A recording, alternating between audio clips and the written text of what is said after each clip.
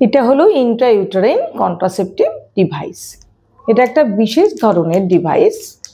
এটা হলো কপারটি 375, একদম নতুন, এবং এটা একটা স্টেরাইল প্যাক করে দেওয়া হয়, যাতে করে এটা ইউটেরাসের মধ্যে ইনসারশন হওয়ার পরে কোনো ইনফেকশন না আসে।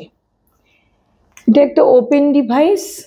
এর মাথাটা একদম গোল মতন হয়ে আছে, ভীষণ সুন্দর।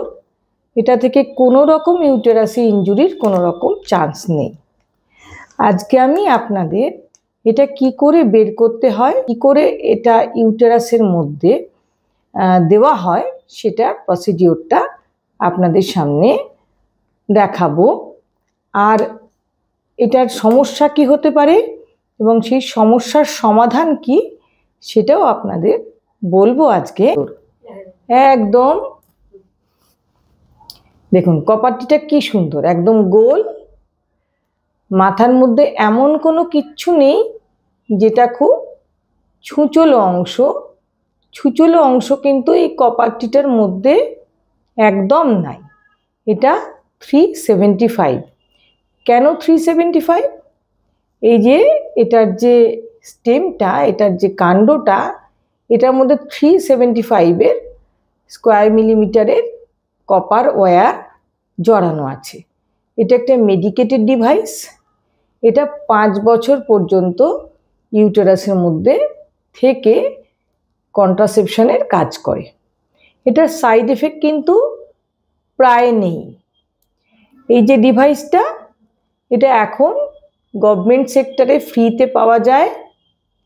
এটা একবার যদি শরীরে নেওয়া যায় তাহলে 5 বছর পর্যন্ত থাকে।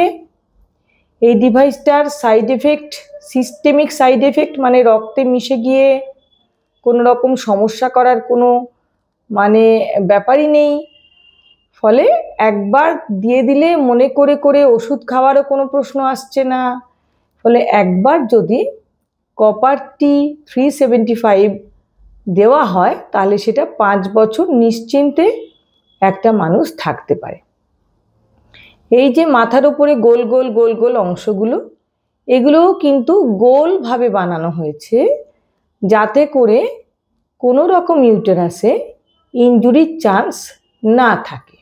এটা কপারটিটা দেওয়ার জন্য কিন্তু প্লাঞ্জারের কোনো রকম দরকার হয় না।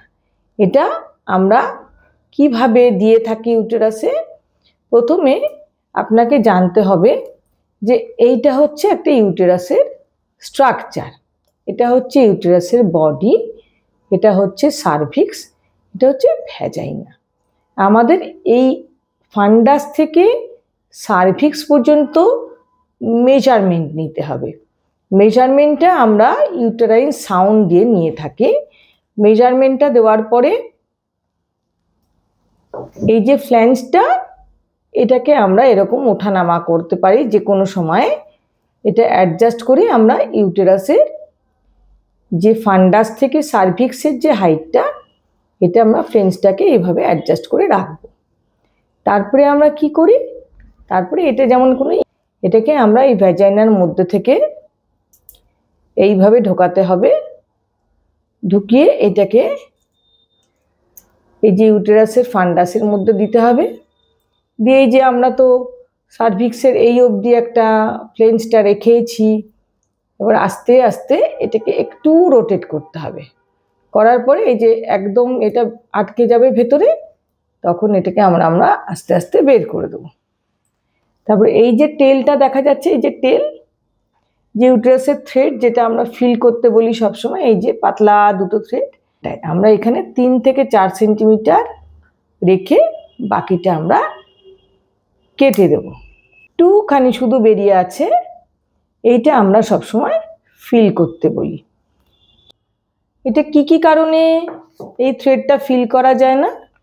যদি এই থ্রেডটা গুটিয়ে ভেতরে চলে যায়, যদি এই থ্রেডটা এখান থেকে খুলে পড়ে যায়, অথবা কপারটিটা নিজেই বেরিয়ে যায়, যে যার দেহে ছিল সে হয়তো নোটিশই করতে পারেনি, হয় মাসিকের ব্লাডের সঙ্গে বা কিছুর সঙ্গে বেরিয়ে চলে গেল, সে নোটিশ কিন্তু করতে পারেনি। যে আর একটা কারণ হচ্ছে, যেটা একেবারেই প্রায় হয় না এইসব ডিভাইসের সঙ্গে, সেটা হলো পারফোরেশন। পারফোরেশন কেন হয়? ফল্টি টেকনিকের জন্য মেনলি পারফোরেশন হয়। কপারটি পারফোরেশন হলো অ্যাবডোমেনের মধ্যে চলে গেল, ফল্টি টেকনিকে হয়। আর এই ধরনের ডিভাইসে তো প্রায় হয়ই না, কারণ এর কোথাও কোনো শার্প অবজেক্ট নেই, একদম গোল গোল ধরনের ডিভাইসটা, এবং খুবই কার্যকারী, এবং এটার সাইড এফেক্ট প্রায় ফ্রি। এবার আপনাকে জানতে হবে কপারটি পড়লে কি কি সাইড এফেক্ট হয়। ইমিডিয়েট কিছু সাইড এফেক্ট হয়, যেমন পেটে একটা ক্র্যাম্পের মতন ব্যথা, এটা খুব সহজেই চলে যায়। একটা সামান্য ব্যথার ওষুধ খেলে, সামান্য অ্যানালজেসিক খেলেই কিন্তু এই ক্র্যাম্পের মতন ব্যথাটা চলে যায়। এছাড়া একটা ফেন্টিং অ্যাটাক হতে পারে যদি কপারটির সাইজটা ইউটেরাসের সাইজের থেকে একটু বড় হয়, সাইজটা ঠিক মতন অ্যাডজাস্ট না করে, ইউটেরাসের ক্যাভিটিটার মধ্যে যদি হঠাৎ করে একটু বেড়ে যায়, তাহলে ফেন্টিং অ্যাটাক হতে পারে। সেটাও ঠিক মতন সাইজ হলে কিন্তু একেবারেই হয় না। আর কি হয়? আর একটু ব্লিডিংয়ের গন্ডগোল হতে পারে, সাময়িকভাবে খানিকটা ব্লিডিং হতে পারে, অথবা হয়তো ব্লিডিংয়ের পরিমাণটা সামান্য হলেও বেশি হতে পারে। কাজেই কপারটি দেওয়া মানেই খুব ভয় পেয়ে যাচ্ছেন, কপারটিটা খুলে ফেলার জন্য ব্যতিব্যস্ত হয়ে যাচ্ছেন, এতটাও কিন্তু ভয় পাওয়ার কোনো কারণ নাই। এটা হলো কপারটি 375, যেটা ফ্রি অফ কস্টে এখন গভর্নমেন্ট থেকে সাপ্লাই আসছে। কাজেই আপনারা নিশ্চিন্তে কপারটি পড়তেই পারেন, যদি আপনার কোনো বড় ধরনের সমস্যা না হয়ে থাকে। কিছু কিছু ক্ষেত্রে কপারটি দেওয়া বারণ, সেটা কিন্তু ডাক্তারবাবুরা ভালোই বুঝতে পারেন। কাজেই আপনি নিশ্চিন্তে থাকুন, সবাই ভালো থাকুন।